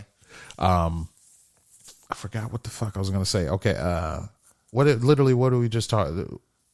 Atlanta. Oh, just a comedy scene. Oh, this is bad for the truck drivers that listen to this show. We just had a lull. I'm sorry, Big Dave 66. I hope that's a real person. Big Dave 66. We appreciate you listening. He probably is, and he drives on Route 66 all his life and shit. Oh, that'd be dope. Yeah, he just grew up. I've always wanted to drive down Route 66. Really? I think it'd just be cool. It'd be cool to just do a run of fucking shows on Route 66. I just want to do a run of shows along the Michigan shaped like a hand. Yeah. And just like around the cities of Michigan. I did Manistee. Oh, that's funny. Yeah. Up there, yeah. Yeah. I went all the way up that bitch, and with St. James. I dated a girl from Manistee. And then I want to call it the Talk to the Hand tour. Yeah, that'd be badass. Yeah, that's a good idea, actually. Yeah, that's funny as hell. What did you do up there? What was it? Brendan Lemon. Do you know Brendan Lemon? He used to live here. He lives in New York now, but he's from Michigan, and his parents live in Manistee now. And we went up there, and there was a brewery that he set up a show for us. So it was St. James, him, and I, and we just did like 20, 25 minutes. Okay. And they fucking just ate it up. And I'm like, I want to come back here. So it was people there? People came? Yeah, people packed it out. Like, wow, it was packed. All right. Yeah, and then we went and partied at some dive bar with people, some bachelorette party. It was a fucking great time. That's legit. Yeah, that's It was cool. Yeah, I need to go to that. Who has a bachelorette party in fucking Manistee, Michigan? Somebody who's someone who doesn't want to leave home. Yeah, no, it's sometimes you leave home and I don't know, some people need to stay home. Honestly, some people are made for their hometown. Some people are like, just hunker down here, you're good. Yeah, it's some people need to stay home because there's some people that go to the big city and they get hooked on all kinds of shit. Crack, crystal meth, heroin, things that they would have never been around if they would have stayed home. Well, some of those small towns got that too. Yeah, no, that's what I'm saying. Some of the small towns got the shit too, but they would have never been here and been around some gangs and shit. That's true. Yeah, it's too much going on over here. I don't know. Have you seen Dune yet? I have not. No, I haven't committed the time to it. Yeah, I'm not up on movies, man. I'm fucking so bad about it lately because I'm mostly fucking just doing comedy and then fucking trying to catch up on TV shows. I just bought a video game for the first time in a year. Oh shit! Yeah, I've just been trying to play that. What video game is it? Guardians of the Galaxy for PS4. Oh, I always thought that was okay. So that's a real game. I thought it's a legit game. It's fucking fun too. The problem is it's got so many goddamn bugs and glitches, and they don't care about PS4 games anymore because the PS5's out. So there's no patches for it yet. I'm sure they're gonna get to it whenever the fuck they get to it. I hate that. Is it so? How is it? Is it It's a solid game. Like the reviews I read are like it's such a fun story that you're gonna like love the story, but like the gameplay is just like is basic ass gameplay. That's just funny because I'm not like asking you it like just to bullshit. Like I'm literally gonna look it up. I was like, I didn't know that was a real ass game. Fucking game, dude. And the only problem is some of the dialogue just randomly cuts out as they're talking. I'm like, God, this fucking bug that they just need to patch. How is it? Is it linear or do you do what you want? Is it like you can move around and do some shit? So it's like Grand Theft Auto where you can just fly around and do whatever, and it's or that's called sandbox. No, you can't do that. It's not open world. But it's like open world. It's like half open world, half not, like that kind of thing. Where like every level you can kind of just move around pretty easily. But it is a linear pace game where you're going along the storyline. Okay, yeah. No, I'm with it. I'm gonna look that up. I only had it. It's a good fucking game. You played Spider-Man, right? I've only played it for a hot second. That's fucking one of the greatest games of all time. Damn it, I hate it. Especially as soon as I got it, I turned it in. Really? Yeah, I just took it back because I only play NHL. Oh, really? Fuck, no way. Yeah, I only play NHL. Oh, I got one of my best friends is amazing at NHL. Really? Yeah, because he fucking loves hockey. Yeah. Oh shit, you gotta set up the game, man. I'll keep the fans posted. Yeah, I don't know if he's played in a while. I don't know if he still has it, but fucking, I don't know if he sold his shit or what he does, but I'll ask him. Yeah, that's my that's just the game I like, and then that's eventually like I want to. You're a Red Wings fan then, huh? I like to watch hockey just to watch hockey, so I'm not really tied to a team. You know, St. James has gotten really into hockey, right? No, I didn't know that. Yeah, I don't know why. He just randomly has. It's funny as hell, man. That's one of my sticks, and then shit, nice. Yeah, you play? No, like I'm learning how to play. I'm learning how to skate right now. Oh, okay. I've been skating since I was 5, so I'm like, oh shit. Yeah, so I like know how to like skate and shit. You know how to skate backwards then? Yeah, I can do that. I'm not great at backwards, but I can do that. Okay, that's where I'm at now. With a stick actually, because what you'll find out is skating with a stick. Yeah, you use this leverage a lot. Yeah, you use this leverage, balance, and shit. One of our friends is actually from my hometown is in the NHL. That's cool. Yeah, and we played with him one time, like pickup hockey, like ice hockey at like the local park district used to freeze his parking lot over and just put nets out, and we just go fucking play there. And he was so goddamn good, it was like we were standing still. I'm like, I've been skating since I was 5. This motherfucker has me frozen here. I'm like, I was like, there's nothing I can fucking do even remotely near this man's level. Yeah, it's a lot of skill, man. And that's committing your life to something, though. That's fucking. He's like, yeah, I started skating when I was 3, and I did it every fucking day of my life. No, like, oh, yeah. Yeah, I can tell when I go skating, it's always a bunch of little kids, especially little Asian kids are out there. Oh, and they're great. Yeah, they're good. You can just tell. Some like got that fucking what's that figure skating down fucking pat, dude. Yeah, it was some figure skaters, but you could just tell, or just the little kids in general. Like if they got more skill because they're out here, and it's like, and I'm 34 and I'm out here, you know, like they already got it. I recommend you, man. Fucking, it's something to learn, man. I enjoy it. I find it very peaceful. I always found it very peaceful. Yeah, to me it's cool, and I always like I was telling you about my weight loss stuff earlier. Yeah. I like doing workout things where it's other people not paying attention to working out. Not paying attention to working out, but then you can see other older people there. Like I saw so many old people who look like they were in their 60s. Yeah, my dad loves to skate. Yeah, to me it's just low like impact on your body. Yeah, and I look at it like I felt like I was in the right place. Mm-hmm. You know, like because it was just like, okay, this guy is here. He looks like he's in his 60s. It was one guy that looked like he was like 80 years old. My dad was great at fucking hockey when he was younger. Really? Yeah, he was like really good at it, I guess everybody says. It was this one little guy. He looked like he looked like he was maybe like a speed skater because he had on speed skates. Oh, the long skates, yeah. Yeah, and but it was like, what other 80-year-olds? What are his friends doing? People his age are probably not even alive. Walkers and shit. Yeah. Yeah, he's out here skating and shit, enjoying life. Yeah, man. just moving his shoulders. And I was like, okay, this is a good thing. I love it. Yeah. Yeah. No, so I'm all about the Yeah, I don't even know my parents probably got rid of my skates. I probably need to get new ones. Yeah, and then this is skating is almost like this podcast audio shit. Like once you think you buying something, you're like, oh, this is a good one. Expensive, bro. Yeah, I bought mine are beginner skates and they were $350. Yep, they were $350, and then I don't think to play it again. No, I went to play it again a lot, and they just didn't have because I'm a researcher. Yeah, because I was doing more and more, and I know mine are good, but I don't think mine are good enough to where it has the huge tongue in case like a puck came and hit me in the ankle or some shit. Like I could take a couple pucks like that, but not that shit hurts, man. Not a bunch. That shit fucking hurts. Yeah, no, I gotta. And then that's what I know when I first started doing my Instagram, when I was skating, it's on my personal Instagram. Yeah. At one time I was on the puck side where everybody had helmets on our side. Mm-hmm. The other side they were shooting pucks and shit, and I was like, I got to get the fuck from over here. This is too much. It's fast as hell. Yeah, no. If someone's got a good wrister or a good slap shot, whoo, that shit goes quick. Yeah. It's going quick. It's ricocheting fast. Oh yeah, it's coming off the boards and shit. Yeah. Yeah. No. It can get dangerous real fast, dude. But no, man, this was a good time. I know we both gotta. You're about to go hit some shows. I know you're legendary out here. Thank you, brother. In these streets. I'm fine with that. I'm fine with that reputation building. Yeah, no, keep pushing that out there to the world. I'd rather you be legendary than racist like me. So it's You heard it here first, folks. Yeah, that's what. But you probably, I don't know. You probably seen it on the bathroom stall. DJ Slider Bites racist.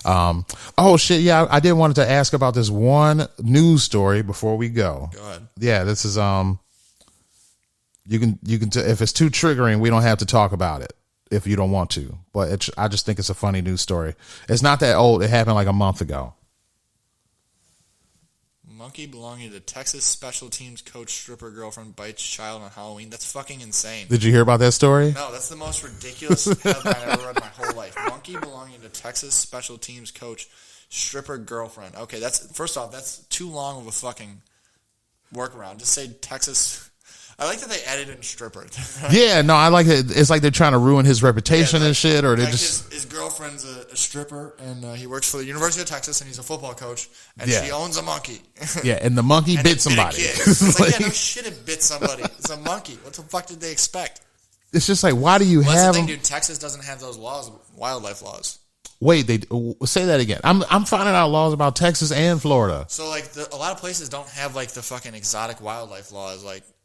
Where it's like fucking regulated heavily, so like you can own shit that's like crazy. No, okay, like so you can do that in Texas. That's like the tiger. I'm pretty sure because that's like that. I never watched Tiger King, but that's like the tiger sanctuary shit. They own those tigers because there's no laws about them being able to just start a zoo. Did that take place in Texas? I thought it was one of those. I think it was Oklahoma. Okay, yeah, it was. I know they have that, and then like this one Florida comedian was telling me you always hear about the weird stories in Florida because they don't have. Dude, they fucking don't have regulations, so people just fucking bring in wild ass animals. No, or like you always hear about the stories in Florida because in every other state they don't. It's not public record until you're convicted or you go to trial. Oh shit! Oh yeah, no, the Florida man thing. Yeah, so it's just that's why the news headlines are Florida man, because they can't put your name out there until you are convicted. No, but it was still, they don't even report on things in other states unless it's like you're about to go to court or something like that. And to me, that makes sense because I do have one joke where I talked about things that like, it's talking about bestiality and how bestiality is legal. That line. Yeah, you got to tiptoe it, but bestiality is legal in 4 states in this country. I knew that because there's another comic in Chicago, Hunter Hirsch, who has a great joke about how you can fuck dogs in West Virginia. Okay. Oh, and I know Hunter. I got to see what he's saying. Ask him about his jokes. Damn it, man. It's one of the funniest goddamn fucking jokes, man. All I do is just scream the 4 states out. Oh. And I'm just like, because it's like Hawaii, West Virginia, New Mexico. That's another one. Hawaii, West Virginia, New Mexico. And I'm like, you can't smoke a blunt in those states. But you can fuck a dog. You can totally fuck a horse. That's ridiculous. And then when my buddy when he was saying like, they don't have the law to where like you got to be convicted for them to release it. Mm-hmm. And I'm just like, okay, then if they had that, if it was like Florida and those states and Wyoming, New Mexico, or West Virginia, then it'll be all kinds of bullshit. Like this person was caught with a dog and some heroin. It was okay. He was fucking the dog, but he couldn't have the heroin. That's like it was like, the heroin was no good, but the dog, we're gonna look the other way. Yeah, we're gonna look the other way. You know, they were totally fucking horses, but it was a meth den. You can't be cooking meth here. No meth here. Yeah, we didn't even want to report on the horses, but we got to report on the meth. Report on the meth. Yeah, like it was. There's like, also horse fucking. Well, we're gonna look the other way. Yeah, but that's okay in West Virginia. But you can't have this. It's just a single sentence. Yeah, no, you're skipping over some shit. That's what I was like. Okay, these laws are funny. It's ridiculous to me when people own wild animals and like, oh my god, something bad happened. No shit, something bad happened. It's not meant to be fucking caged in your house. Yeah, or it was one of those like parties in the 80s where they said a tiger used to walk around, and then they said the tiger bit somebody, and they were like, "Oh, you're talking about Pusha T talks about it." I know. Oh no, was it Big Meech? Big Meech had it. Had the tiger, yeah. Oh, okay. I didn't know the tiger hurt somebody. I don't know if it hurt somebody, but he definitely owned a tiger. Yeah. So did fucking Mike Tyson. Yeah. 2 tigers. No, I think if their tiger hurt somebody, they would still talk about it. Oh, definitely, yeah. Yeah, they just had the tiger, and it was like a Hollywood party or something where a tiger killed someone, and people got fucked up. What's it called? Siegfried and Roy. Yeah, they're tiger trainers, and one of them got fucked up. Yeah, they're still alive. Isn't that crazy? They're still alive. They still do shit with tigers. Oh, really? Oh, it was like they kind of like went off the face of the earth or whatever. Yeah, dude. Fucking it's fucking insane. Okay, all right. Yeah, I just remember that. Seth Rogen's okay. Yeah, he's not hilarious to me. Yeah, but I just remember that one joke where he was just like, "I'm like that tiger, bitch. You think I'm trained? No." Like Chappelle's got that joke. If you look up, there's 3 Chappelle clips from the Laugh Factory when he just dropped in and they recorded them. And he's like, I would have loved to have been here when Kramer lost his goddamn mind. Because that would have been like that time that tiger bit Siegfried and Roy. He's like, because that's why you buy a ticket to that show. He's like, you don't go to see someone be safe with tigers. You go because you're like, this man might get bit, and I would like to see that for $30. That's funny, dude. Yeah. I love Dave Chappelle. I like his things and everything. Did you like his last special? Yeah, I saw it live. I mean, I was fine with it. I mean, I get it. You were there? You were there live? I didn't see the recording. I saw like a basic, like he did half of it in Milwaukee. And then, oh wow! And he just sat on stage and riffed for like a half hour, and it was fucking insane. How like you couldn't even tell if he was doing material or not. But like I could see where people were like, oh, it's heavy-handed. Yeah, I can see that. He kind of leans into it a little hard in certain topics, but it's like, his point is he's telling jokes. I mean, I get the point of him being like, no one cared when I was making fun of black people. Why is this such a big deal? Yeah, that, and then to me, he made it like where you can talk about these issues because you felt some kind of way. Like, I used to be a doorman at this bar called Cole's Bar. Yeah, okay, I've been to Cole's. Yeah. It was a time where I had to, you had to keep people from drinking outside, and I had to keep these people from drinking outside, and I almost got into a fight with 3 trans people. Yeah. And it was just like, it's like a funny story, but then in the moment you're thinking of all these, it was like I was restrained and it was almost like a fucking fist fight. Yeah. And I'm like, do I fight? It's hard. Would I get in trouble for fighting these people, even though it's 3 of them? It's about to be 3-on-1. So it's just like, what the fuck do we, do I have to be nice about this fight? I think I think it provides people don't want to look at it like this, but it provides a space for growth. If you don't, there's a space for fucking conversation that wasn't there before now. Yeah. You can talk about shit and fucking get things out and fucking speak about things and fucking discuss it more openly, and then fucking instead of it just being an attack for like fucking someone saying something doesn't need to be an attack. It just be like, all right, here's why I didn't like it, and then we just have a conversation about it, and then we get to a common ground, and that's how growth happens. But no one wants to do that anymore. Everyone just wants to yell at each other, and it sucks. Yeah, I look at it as one thing where you can obviously tell he wasn't malicious at all because he made money with her and he let her open for it. Like you could tell us as comedians, we would love to open up for Dave Chappelle. He's given people are like, oh, he used her as a ploy, and it's like, no, he didn't. I don't think he did, because I don't think he would have got so goddamn emotional about it. To me, that's a huge risk to let somebody that's never do comedy open up for you. Yeah. And then the crowd's pissed off or thinking about some other shit before you get up there. So he took a big risk letting her or anybody like that go up in front of him. Yeah, because it's so many comedy beefs letting about anyone who hasn't done comedy go up in front of you is insane. You're a headliner, but to me, you're already taking big risks. You're already showing somebody a lot of respect, because there's some people who Dave Chappelle has probably known for 20 years. They know each other, and he would never let them open up for him. Yeah, probably. And then he was like, all right, it's this new person who I just met. She can go up. And then, like, he realized she's funny. And, like, sometimes the funniness doesn't click on stage. And it's like, all right, we can work this out.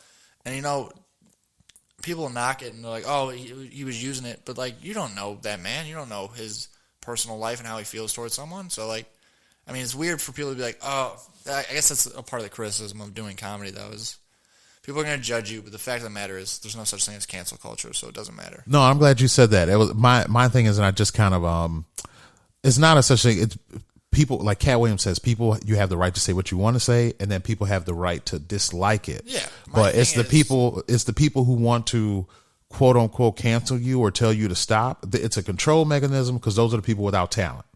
It's the people who just don't like what you're saying, but the people who want to control you, those are the people without talent, and those people should be ignored. My thing, I actually had this thought the other day. I was like, if white women could just learn to laugh at themselves, they'd stop being so many goddamn Karen jokes. It's because they can't laugh at the fucking jokes that people keep doing them, because you're perpetuating the stereotype of it.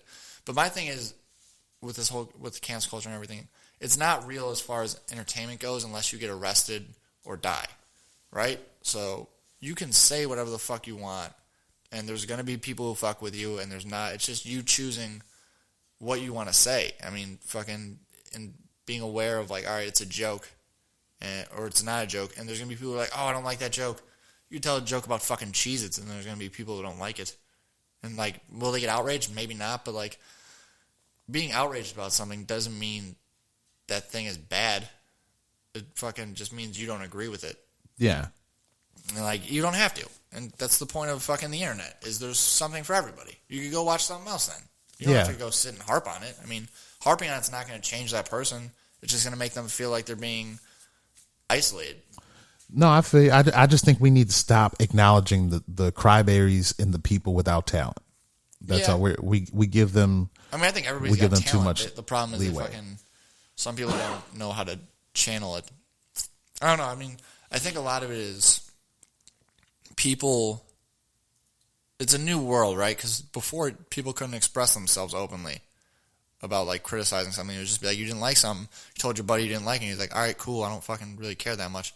And that was it. But now it's like, oh, I can post it on the internet, and that means something. But, like, it does to a degree, but it's only going to last for a couple of days. Like, no one's really talking about Chappelle that much anymore. It was fucking, 2 months ago? And now people are like, whatever. It's going to go through waves and cycles, and people are going to get upset, and they're going to get over it, and then they're fucking, that's life. Life's a lot of up and down. That's how I see it. I never fucking really put too much weight in any of it. Okay. No, that's a good way to look at it, because essentially that's essentially what it is. Like you said, people are just gonna.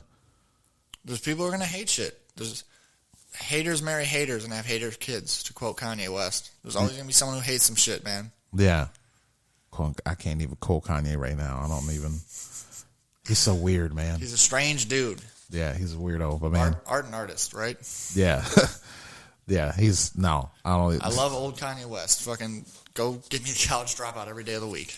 Yeah, I don't know. I respect him. He's just weird as fuck. I don't like the way he talks. It's hard to listen to an interview with him. That's the thing, dude. I try not to listen to interviews with him. Yeah, he's just talking about crazy stuff. It's just never. Mental health's a bitch, and that dude needs some therapy. Yeah, he doesn't make good points. Sometimes it's not a good point. He never says anything where it's like, oh, that was poignant. Yeah, or it's just like, yeah, people don't even want to. He was like, yeah, this person criticized me, but then at the end of the day, who do people want to be, him or me? Yeah. And then people start clapping, and it's just like, that's not a good point. That's a classic, dude. I remember in middle school, we had a writer come in who wrote a book that we all had to read, and he was like answering questions about it, and this kid goes, hey, how long have you been bald? And he goes, hey, look at your head of hair. Look at my bald head. Whose bank account would you rather have? And I was like, that's kind of weird to say to a child. Okay. Yeah. I was like, also kind of funny, though, because the kid can't have money because he can't even work. So I was like, kind of fucked him. Damn, man. But then as a comedian, it's just like, you could tell that guy, he was either pissed off or he didn't have any other jokes. No, he was fucking ready. He's had that before where he's like, all right, fuck you. How's this guy? Yeah. You need something else to come back with some kids. We all laughed at it. We're like, haha, fuck you. You have hair and you're broke. Yeah, that's funny, me talking to a little kid. Well, at least I drive a Toyota Avalon, bitch. 07. It's 2022. I wrote one book that's not a bestseller, huh? Flex on me, bitch. My car still has a tape deck in it, you little bitch. You can't stop me. That's fucking funny. Tape deck. Yeah, I wish mine had the tape deck in it. Mine has a CD. No, mine has a CD. It's like the gift and the curse when you buy the top of the line. You can tell mine was the top of the line when it came out. Where the tape deck should be, it has a navigation system. Oh shit, yeah. Which is, I feel bad for nobody uses navigation systems now. The only thing I would say that's good about a car navigation system, I've noticed a couple times being an Uber, if you're using your navigation system and you go under lower whacker, it'll go out on your phone. But a car's navigation system, it's like maps built into it. So it's like when you're in lower whacker, it stays with you. Yeah, it does. I've noticed that, and I was like, that's cool because it's so many times lower whacker completely just fuck. Your phone's useless down there. Yeah, and if you don't know where you're going, you're just along for the ride. If you're getting robbed in lower whacker, the cops aren't coming. I'm telling you right now. Yeah, cops aren't coming. Cops aren't coming. No one's helping you. You don't know where you're at. You're just like, confused. I think I'm near the Sheridan or some shit. It's so many. Yeah, you're gonna go and jump out into the water. And then hopefully, if you're on the water side, you should hopefully, and then you run up, and then you're on Randolph and shit. Yeah. It's some shaky ground back there. Have you ever got your car towed? No. Oh, okay. If your car gets towed down there, if your car gets towed downtown, the lot is underneath. It's in lower whacker. There's 2 levels to it. Yes. They used to street race down in lower whacker, and they had to put in like aggressive speed bumps because people kept crashing. Really? Yeah. All right. No, I want to see where that is because I've always heard that that's where people race. Yeah. They put in like some fucking massive speed bumps so you can't do it anymore. Okay. Yeah. Yeah. It's in Detroit. It's a place called French Road. I don't want my Detroit people to get mad, but yeah, it's a street called French Road where people race. And then I like sometimes and it was a suburb of Detroit, so like the kids will have like bad connotations of Detroit. Yeah. And then the one connotation is a kid went down there and got killed. Oh shit. But the story is he went down there with his father's Mustang or a Corvette or some kind. Crashed it. No, he didn't crash it. They were racing for pink slips and he lost. Oh shit. And then all of a sudden when it's time to give the pink slip up, this is my dad's car, blah blah blah. I'm not really about to give it to you. And I guess the people shot him and took the car. Yeah.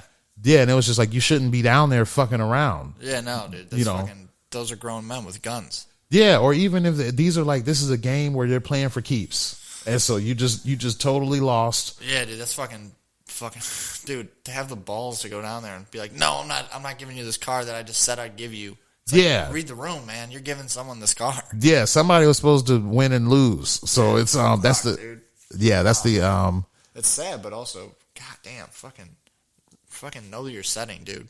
Yeah, or just like I wouldn't even get involved in that. No, definitely. I wouldn't get it. And now that I know about what I know about cars and shit, just because you have a car that has a fast reputation doesn't mean it's fast. Fuck no. Just because you're driving a Mustang doesn't mean you're going to fucking beat someone in a fucking Subaru that's got a fucking turbocharge and a goddamn...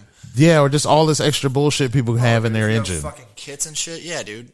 No, fucking, you could drive a very fast car, and even, also it's fucking, if it's automatic or manual, if it's manual, you have to know timing to shift perfectly to fucking outrace a car in a drag race, and also you have to fucking be aware of like holding the steering properly so that you're not losing speed on fucking little twitches of the tires. Yeah, see, you really know. See, I don't know all the details, but I just know that's the story. And then I remember one kid breaking down in the library, and because he was just talking about how traumatizing it was because the kid got shot in front of him, and he was just like, yeah, he screamed, and he was like, that's it, because he was like, the guy was like, yeah, man, give up the pink slip, and he said no.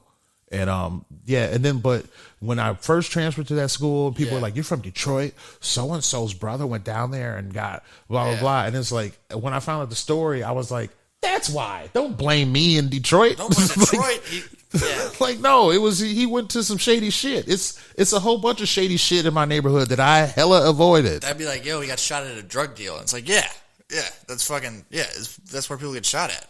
Yeah, it was that, and then there was another kid that got stabbed in a bad drug deal, and they were like, "This Detroit's bad." And then when I found the details of that, if you go to the bad parts, it's bad. Yeah, it was like if you go down there doing bad shit, then yes, things can turn bad. You could have a drug deal here in the suburbs, and if it could go bad, you could fucking race for pinks in the suburbs, and guess what? It can go bad. It's not localized to an area. It's just where you choose to be at. No, some of those people were just like, "Oh, Detroit's bad." It's just like, okay, because so and so got hurt. So and so was doing bad shit. Chicago, people are like, "Oh, everybody getting shot there?" No, fucking no. Fucking most of the people didn't get shot actually this weekend. Yeah, no, it's very. I don't like the way they report on Chicago because people who aren't from around here think it's all bad. They're like, "Oh, are you in a bad area? I'm in Lakeview, bitch. It's fucking you wouldn't get shot." Yeah, they don't even know anything about Lakeview. It's just like, no, this is where you would be and all that. I guarantee you live next to me. Yeah, no, I hate that. It's contrived. It's in like one or two areas. Yeah, it's totally hella far away. And that's the fault of the goddamn politicians because they fucking forced like all the bad shit into one area, and then like, oh, these bad areas. It's like, no. They fucking drew out lines and fucking carved out things so people got forced into certain areas and then didn't have economic resources, and it caused a bunch of problems, and gangs moved in. That's how that fucking works. Yeah, it's just bad when people think Chicago's all bad, and it's just like we're at bars, comedians are drunk as hell, leaving bars blackout drunk. Nothing's the worst that's happening to them is they're breaking their glasses. Yeah. Like it's not. No, they're fine. Yeah, they're falling down and skinning their knees and shit. Like it's not Chicago's safe. Come visit and watch us tell jokes. Yeah, come visit, watch us tell jokes unless it's downtown.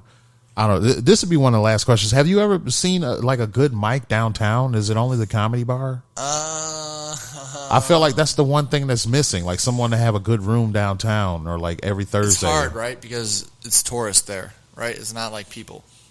Tourists, like getting tourists to come in is fine and all, but it's like a weird environment. And then also, that's not what people want to be downtown for. It's shopping, bars, nightclubs. It's that kind of shit. So like, if you could do it right, you could really you could probably run a tight room, makes a lot of money, but it's hard.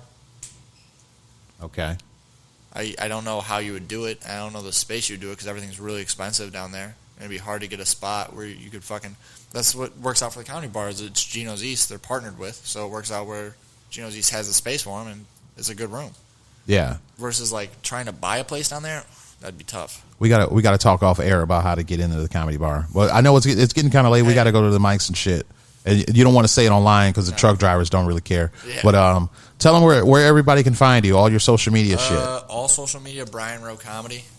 Instagram, Twitter, TikTok. Don't add me on Facebook. I don't care about you. Okay. What about Friendster? Are you Brian Roe Comedy? I don't have a Friendster. I don't even know what that is. Okay. What about the YouTube alternatives? YouTube, Brian Roe Comedy. Everything's Brian Roe Comedy. Just streamlined it. Okay. What about Tumblr? What's your Tumblr? They still have Tumblr? I thought it got deleted. Yeah, it's a lot of porn on it, but they still got it. Word? All right, I'm going to have to go check it out. You got an OnlyFans or a Patreon? I have an OnlyFans. that I used to watch OnlyFans. I don't. There's no videos of me on OnlyFans. I'll tell you that much. That's funny. So you made an account just to use it? Yeah, I was like, this is interesting. I'm like, oh wow. I know a lot of comics who have accounts. I'm like, oh no shit. I'm like, yeah. Damn it. I got to do it. Yeah, Don't we're do gonna. it. It's a fucking money suck. Don't do it. All right, no, we'll get into it. So yeah, Brian, you said Brian Roe. Brian Roe Comedy on all social media. If you want to add me on Facebook, I'll probably just ignore it. Add this man. Give him just give him all the ads, and then and then put Slider Nation and hashtag. That way he knows that it came from this. It's gonna be my mom and 2 aunties are gonna be like Slider Nation. You were like, these old ass black ladies follow me. All right, I know where this came from. I love it. Good. No, and then I'm DJ Slider Bite. You can find me everywhere, DJ Slider Bite, I guess. Even on TikTok, no videos, but I'm gonna start making some. Hell yeah. I'm gonna do the Wear Big challenge. So people that know what that is, that's some bullshit. But no, I'm gonna do all that. So this is DJ Slider Bite. This is the Slider Cast. I'm gonna hit the music. All right, and then y'all have a great day. Don't let anybody change y'all. All right, have a great night.